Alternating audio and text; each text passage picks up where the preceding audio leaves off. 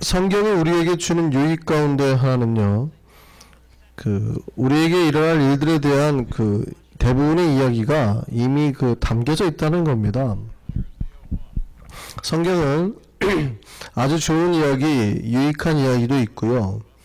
또 우리가 본받고 따를 만한 사람들이 등장하는 것도 사실이지만, 사실은 그렇지 못한 사람들도 많이 등장합니다. 그래서 케네디가 미국에서 성경을 공부를 금지시킨 이유가 이제 그런 얘기죠. 아이들이 배우기에 적합하지 않은 내용들이 나온다라는 이유로 금지를 시켰는데요. 사실은 본의 안 되는 이야기들도 성경에 있습니다. 근데 그 이유는 그들처럼 되라가 아니라 그들처럼 되지 말라는 말이에요. 즉 이런 사람들은 이런 사람은 복을 받았지만 이런 사람은 복받지 못한 사람들도 있다. 그러니까 그들의 유형을 보여주어서 그들처럼 되지 않기를 가르치는 거죠. 성경의 유익은 뭐예요? 이미 우리에게 일어날 법한 것들을 미리미리 이렇게 다 성경에서 이렇게 짚어주고 있다고요. 그러니까 여러분 삶에 성경에 나오는 것들이 언제든지 일어날 수 있다라는 것을 예상하셔야 돼요.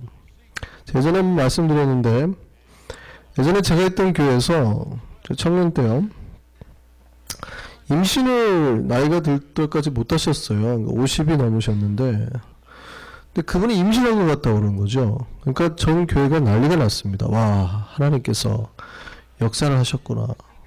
너무 기뻐하는데, 그때 옆에 있던 우리 1년 선배인데요, 남자 선배가 시큰둥하게 한마디 합니다.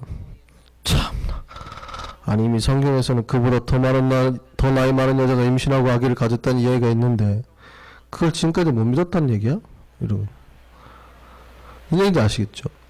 그러니까 교회 안에 그런 일이 일어나니까 막 전 교인이 난리가 났어요. 야, 어떻게 이런 일이 일어나냐, 50세 먹은 사람이 아기를 가지고. 그러니까 그 선배는 그게 너무 웃긴 거예요. 와, 어떻게 이 사람들은 이렇게 믿음이 없지? 그럼 지금까지 성경에서 100세 먹은 할머니가 아기를 가졌다는 얘기를 안 믿었던 얘기 아니야? 이런 거죠. 무슨 말인지 아시겠습니까? 그러니까 우리는 이미 우리 삶에 일어날 법한 일들을 성경에 다 숨겨둔 거예요. 그러니까 여러분 주변에 기도해서 죽은 자가 살아난다, 놀라셔야 돼요? 놀라면 안 돼요? 당연한 거죠. 우리 주변에 충분히 그런 일들이 일어날 수 있어요. 왜냐하면 성경은 그거가 이미 일어났기 때문에 미리 기록을 해놓은 거거든요. 왜냐하면 보세요, 예수가 십자가에 죽고 부활하셨어요, 안 하셨어요? 그렇기 때문에 여러분도 죽고 부활하는 거예요. 이해되세요? 그 성경에서 일어나는 일이 안 일어나 버리면, 우리 일상에 안 일어나 버리면 여러분도 부활 못해요. 이해되시죠? 그러니까 오늘날 우리에게 성경은 이미 우리에게 어떤 역사가 은혜나 치유나 능력과 회복이 일어날 거를 성경에 다 기록을 해놓고 있다고요. 그러니까 성경은 우리에게 인간들에게 일어날 모든 이야기 대부분 다 있어요. 근데 여기에는 좋은 본이 되는 이야기도 있지만 너희가 잘못하면 이렇게 안 좋아질 수도 있어 라는 이야기까지 다 있다고요. 그러니까 이런 거는 조심해야 되는 거죠. 오늘 성경은 출애굽에 대해서 바울이 이제 논하는 사건입니다. 출애굽 사건은 이스라엘 백성들이 아주 중요한 사건입니다.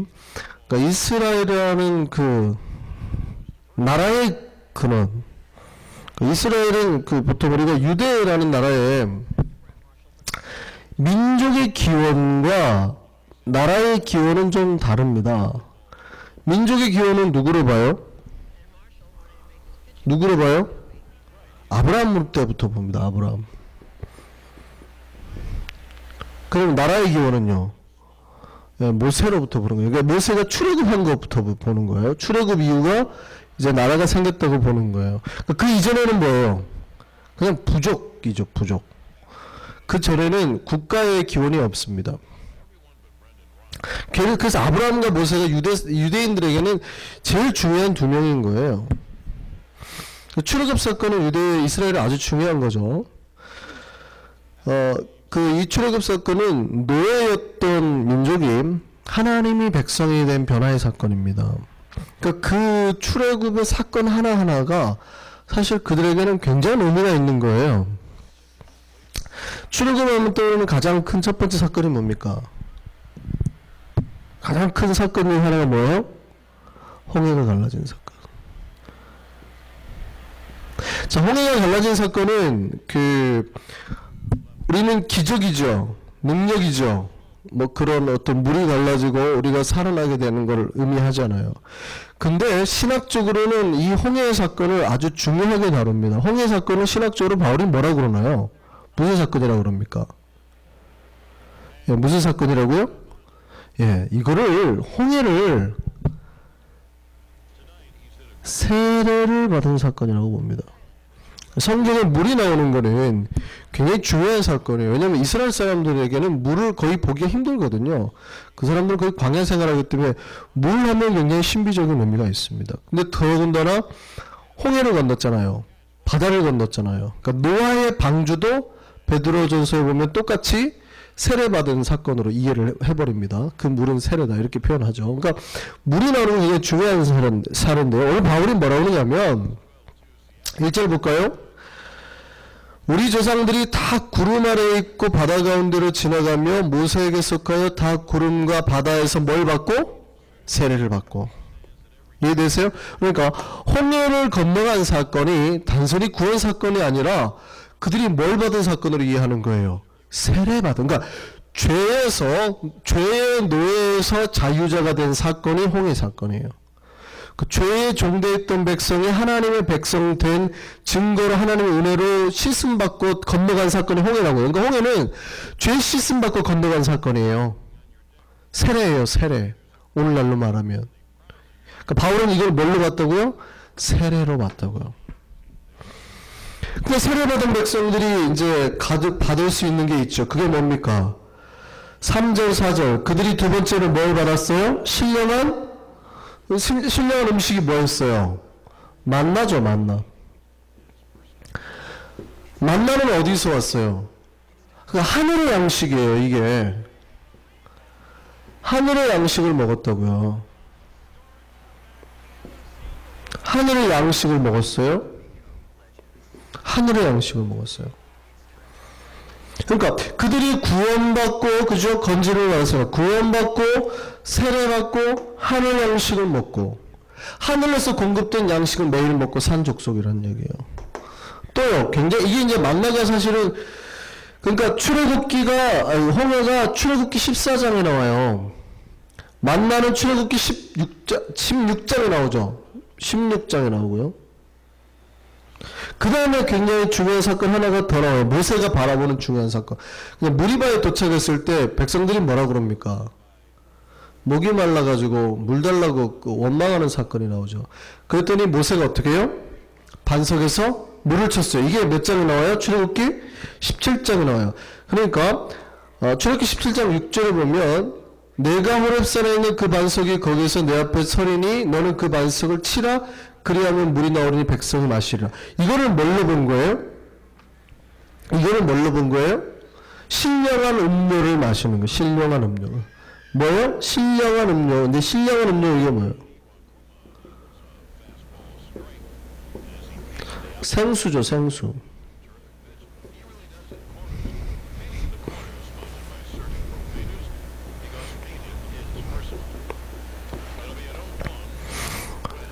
왜요? 왜 이게 피인지 아시겠어요? 어디서부터 나오는? 반석에서부터 나오는. 반석을 뭐라고 그래요? 바울이 반석을 뭐라고 그래요? 예수 그리스도. 그러니까 이게 지금 예수 그리스도로 맞다고. 그러니까 예수 그리스도로부터 나온 신령한 음료를 마신 사람들이에요. 그러니까 이스라엘 백성이 하나님 앞에서, 물론 이거를 그냥 피로 이해 안 하고 생수로 이해해도 괜찮습니다. 내 배에서 생수가 나오리라. 그러면 성령이나 생수, 은혜의 물 이렇게 이해해도 괜찮습니다. 굳이 피로 안 해도 되지만 반석이 예수 그리스도니까 그 안에서 나오는 피와 빵을 먹고 사는, 하늘로부터 내려온 빵과 피를 먹고 사는 사람이에요. 세례 받고 난 다음에. 세례 받으면 그래서 빵과 피를 주잖아요. 세례 받으면 그래서 빵과 피를 주는 거예요. 지금 바울이 그 이야기하는 거예요. 이스라엘 백성이 구원받고 난 다음에 세례받고 빵과 피를 먹은 거룩한 백성이 되었다는 뜻이에요.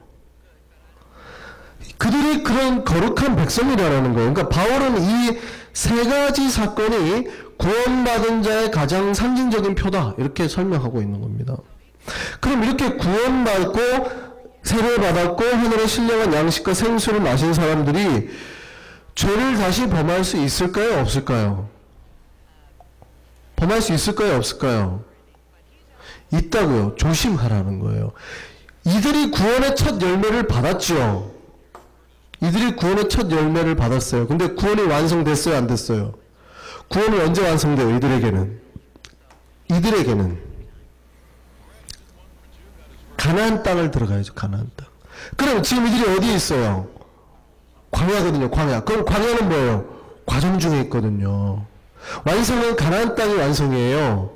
그러니까 불러내서 어디가 들어가야 돼요? 가나안. 이게 가장 천국의 그 도표예요. 우리가 천국을 이해하는 도표가 뭐냐면 애굽에서 가나안으로 들어가는데, 가나안이 애굽이 상징하는 건 세상이잖아요. 가나안이 상징하는 거는 천국이죠. 구원이니까. 근데 우리가 하나님 앞에서 구원을 받았어요. 근데 구원을 받았죠. 분명히 건지님을 받았지만 우리가 천국에 들어갔어요? 안 들어갔어요? 안 들어간 거예요. 왜요? 아직 천국에 가지 못했어요. 우리는 어디에 있어요? 여전히 현재 광야를 사는, 광야 인생을 산다고요. 그럼 광야 인생을 사는 사람에게 하나님이 요구하는 게 뭘까요? 이들이 세례받고 매일 하나님의 음료와 양식과 빵으로 살아요. 그럼 이들에게 하나님이 요구하는 게 뭐예요? 철저하게 순종하는 말씀에. 이거를 보는 거예요. 인생을 사는 우리도 똑같습니다. 우리가 구원의 첫 열매를 받고 예수 그리스도를 받았어요. 근데 그 말씀에 우리가 인생 광야를 사는 가운데 철저히 순종하느냐 안 하느냐를 보는 거예요. 그래서 로마서 말씀이 뭐예요? 너희가 어디에 순종하면, 의에 순종하면 뭐를 얻고?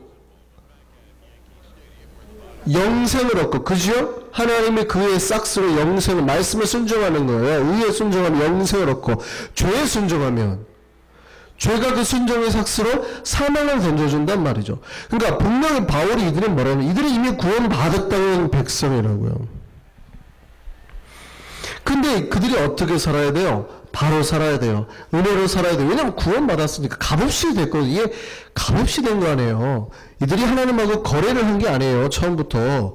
구원받기 위해서 우리가 당신하고 거래합시다. 내가 당신 백성 똑바로 해주고 매일 송아지 드릴게. 이게 아니라 그들이 죄이고 아무도 하나님을 찾지 못할 때 하나님이 그들을 건져낸 거예요. 그러니까 전폭적인 은혜죠. 은혜로 만나와 반석에서 물을 내고 세례를 주고 살렸단 말이죠. 근데 그들에게 이제 어떻게 살아야 돼요? 그 말씀에 순종하며 살아야 되는데, 이들이 순종하고 살았어요? 안 살았어요? 안 살았는 얘기예요. 그러니까 그들이 우리에게, 오늘 6절 보세요. 우리에게 오늘날 본보기가 됐다. 오늘 성경에 바울이 본보기를 두 번을 말을 합니다. 그들에게 이러한 일은 우리에게 본보기가 되었는데, 이게 좋은 본보기래요? 나쁜 본보기래요? 나쁜 본보기가 되었다는 거예요. 그래서 어떤 사건이 일어나요? 자, 광야에서 일어났던 사람들이 사건이 일어나죠. 자, 7절 보세요. 그들 가운데 어떤 사람들과 같이 너희는 뭐하는 자가 되지 말라? 우상 숭배하는 자가 되지 말라? 기록된 바 백성이 앉아서 먹고 마시며 일어나서 뛰는 다음과 같으리. 이게 뭐예요? 이게 뭘 숭배한 거예요? 금송아지 사건. 그러니까 출애굽기 32장에 나온 금송아지 사건입니다. 그들이 하나님의 구원을 해냈더니 그들이 뭘 섬겼다는 거예요? 금송아지를 여호와라고 하고 그걸 먹고 마시고 춤췄다는 거예요. 그 얘기하는 거예요, 지금. 그러니까 구원받은 백성이 우상 섬길 수 있다고요, 없다고요? 다시 미혹에 빠질 수 있다고요.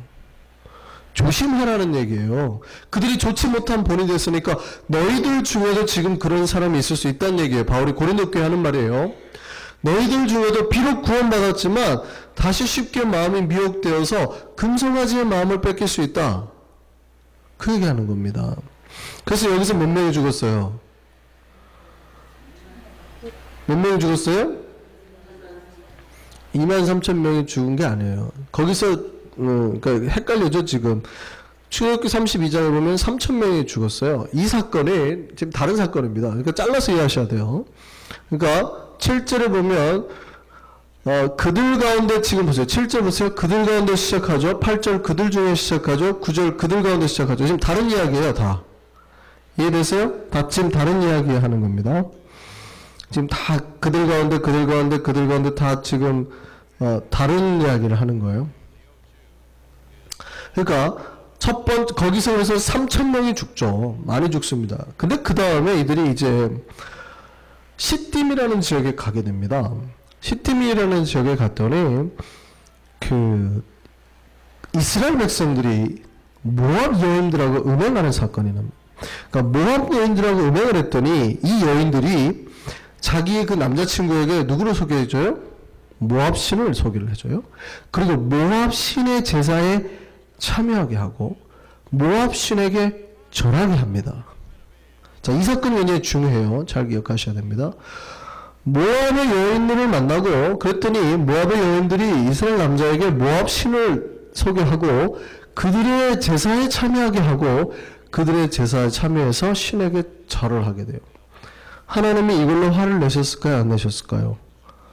화를 심하게 내셨어요. 그리고 그들과 함께했던 수령들 목을 다 매달아라 그랬어요. 그들과 함께했던 수령들 목을 다 매달아라. 그리고 이스라엘 백성 전체 연병이 전염병이 돌았는데 수만 명이 죽어간 겁니다. 그 분위기가 이렇게 아주 험악해졌어요. 막 지금 그러니까 자기 족장들 그 우상 숭배 따라갔던 족장들이 지금 목매달려 있고 연병으로 수만 명이 죽어갔는데 그 중에 그 와중에 시므온 주파 그 족장 하나가 미디안 여인을 데리고 자기 장막으로 들어갑니다. 네, 민수기 25장에 나온 이야기죠. 장막에 딱 들어가는 걸 백성들이 다 봐요. 어떻게 될까요? 지금 그 상황이 그림이 그려지세요?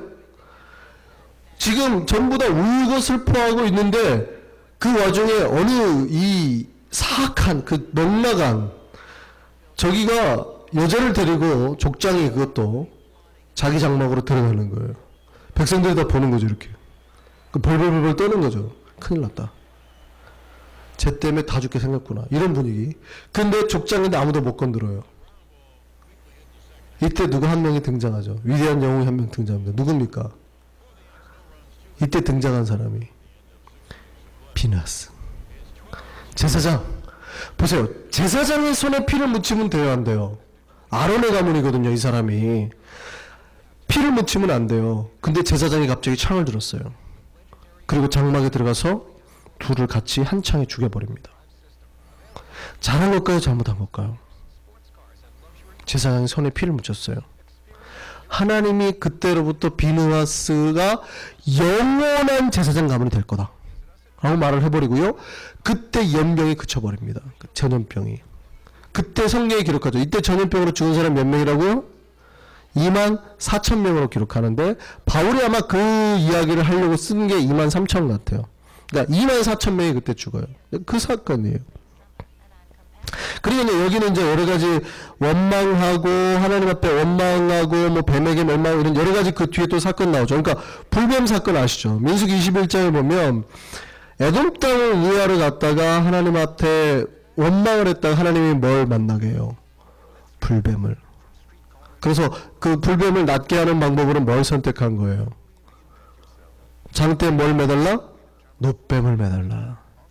이게 구원의 계시와 굉장히 중요한 사건이다 제가 말씀드렸잖아요. 놋뱀을 매달는데 놋뱀을 보는 자마다 살 거라 그러잖아요. 여기에서 뭐가 나왔다고요? 요한복음 3장 16절. 요한복음 우리가 3장 한번 찾아보세요. 요한복음 3장. 우리가 잘 외우는 요한복음 3장.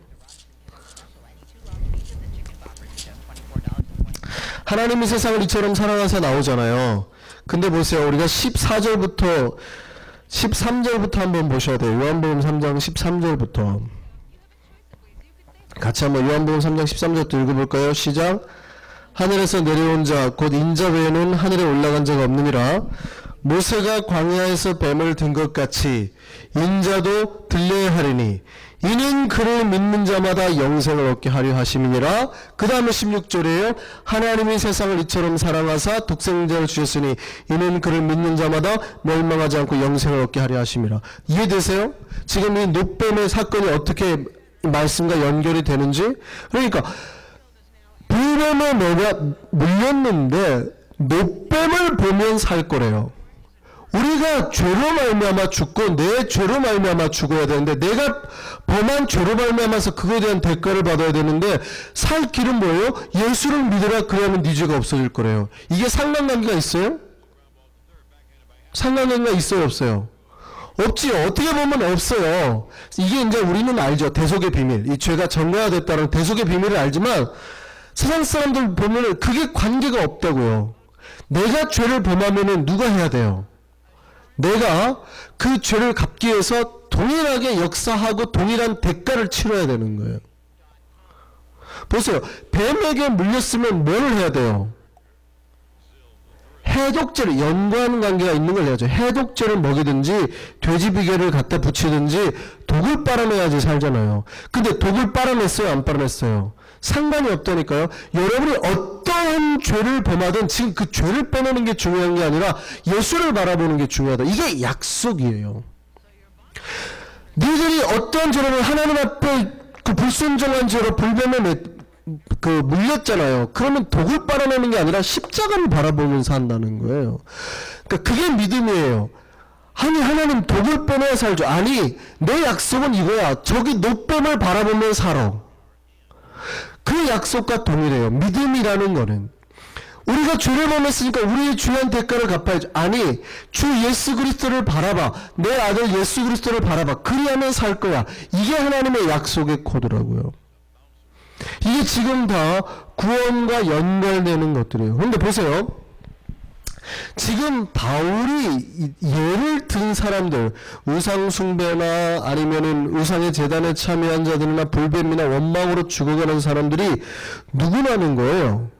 이미 세례를 경험하고 하나님의 양식과 음료를 경험한 사람들에게 나온 사건이라는 거예요. 이게 바울이 오늘날 요한복음 고린도서 다시 10장으로 들어가죠. 오늘날 이것이 다시 우리에게 뭐가 된다고요? 본보기가 된다. 11절 말씀 보세요. 그들에게 일어난 이런 일은 뭐가 되고? 본보기가 되고. 그들에게 일어난 이런 일은 본보기가 된다고요. 또 말세를 맞는 우리를 뭐 하기 위해서? 깨우기 위해서. 우리를 깨우치게 하기 위해서 기록했다. 그러니까 지금 성경에 일어난 일들은 이미 누구를 위해서 준비된 거예요? 우리를 위해서. 우리 안에 비슷하게 일어날 법한 일들이 미리 기록이 되어 있어요. 그러니까 이미 우리가 구원받았다고 생각하는 사람들 보세요. 세례받고 예수 그리스도의 빵과 피로 날마다 하늘의 양식 가운데 있는 사람들, 그 사람이 바울이 오늘 뭐라고 그래요? 12절에 선줄로 생각한 자, 구원받은 줄로 생각한 자, 뭐 할까 조심해라? 넘어질까 조심해라. 뭐라고요? 구원받았다고 생각하는, 선줄로 생각하는 자, 넘어질까 조심해라. 그래서 믿음 안에 있는 사람들이 끝없이 바울이 조심하라는 거예요. 누가 우상숭배를 했어요? 예수라, 구원받은 사람이. 누가 우상과 같이 가서 절을 했어요? 예수 믿는 사람이. 누가 하나님을 원망하다가 멸망길로 갔어요? 예수 믿는 사람이. 이런 일이 실제 어디에서 일어났냐면 고린도 교회 내에서 일어났다고요.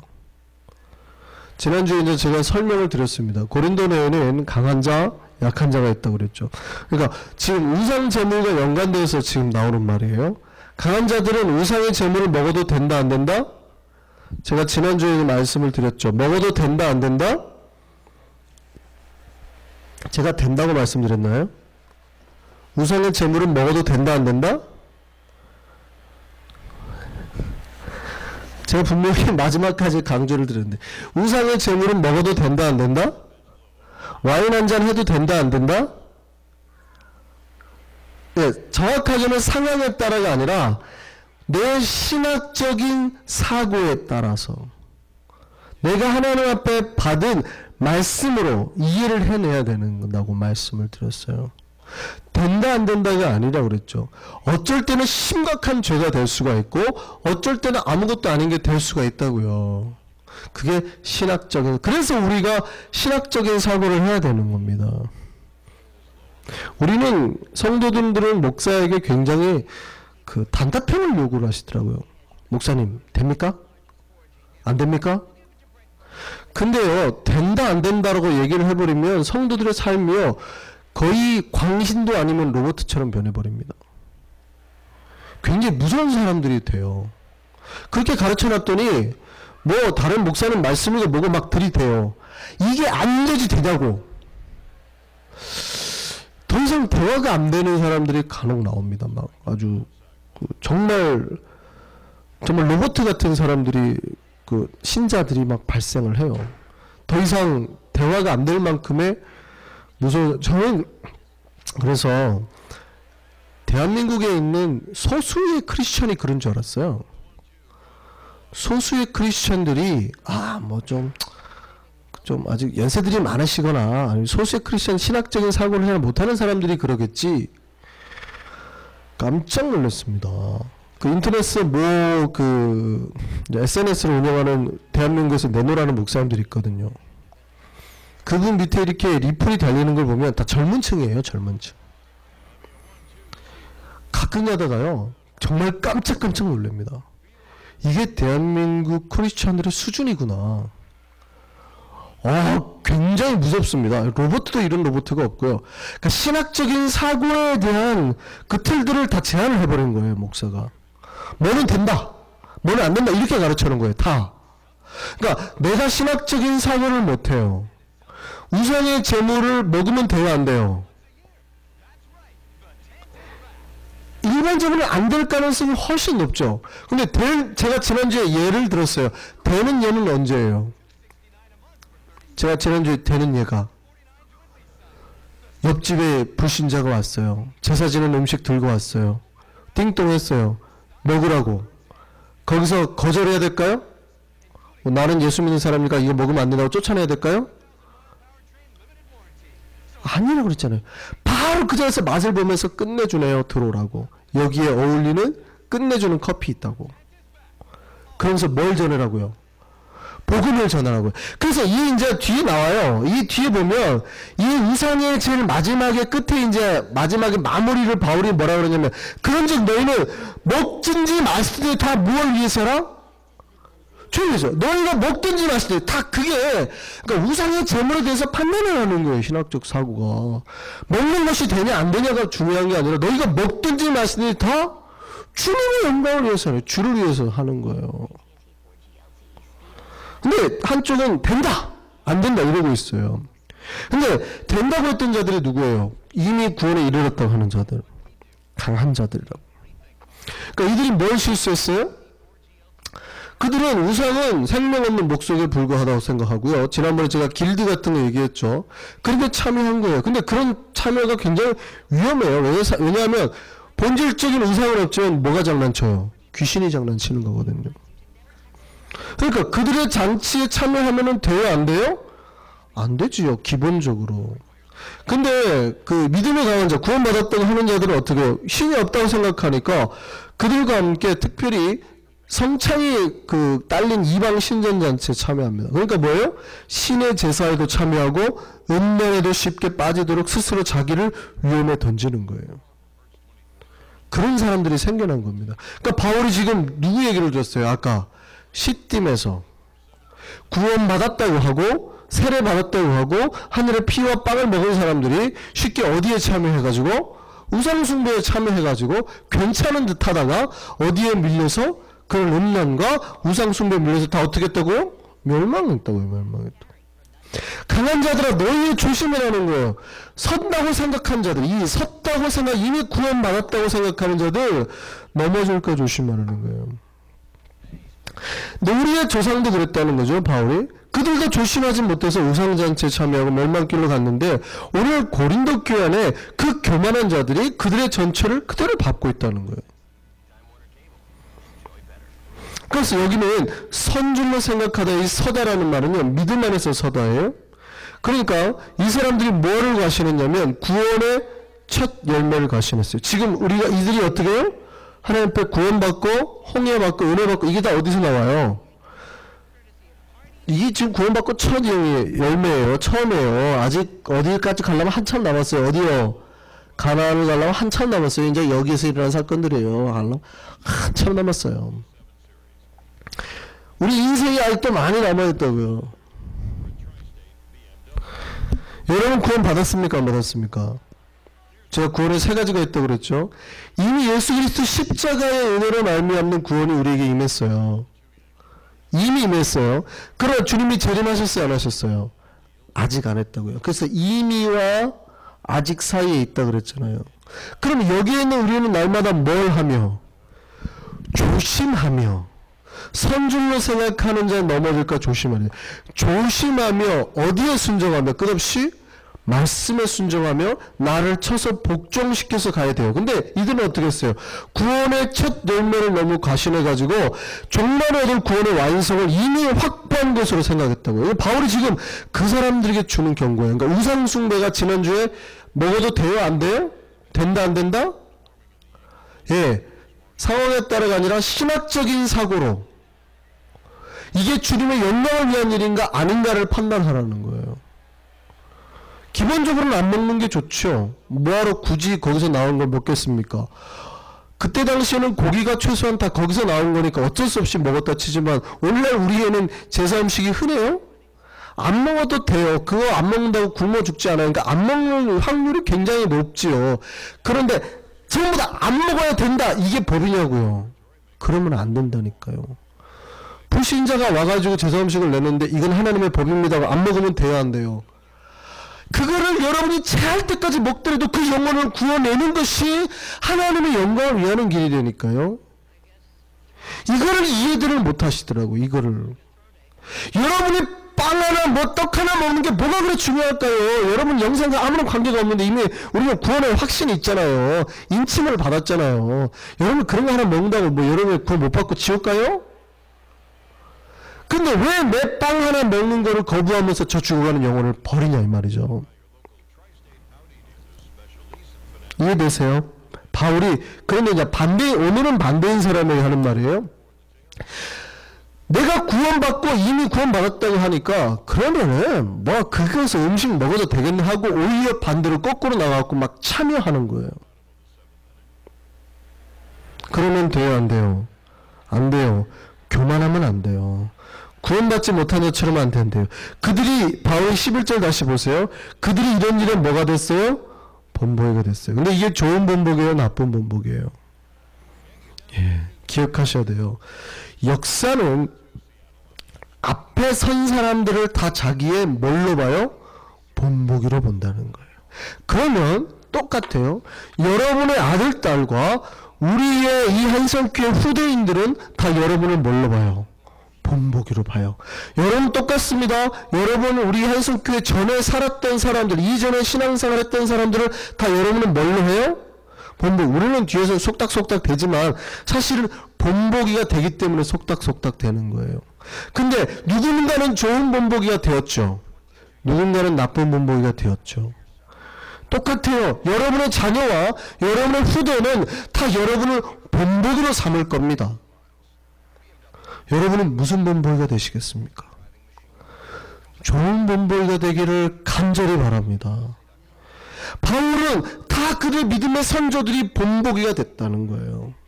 여러분도 여러분의 자손과 여러분 후대 다 본보기가 될 거예요.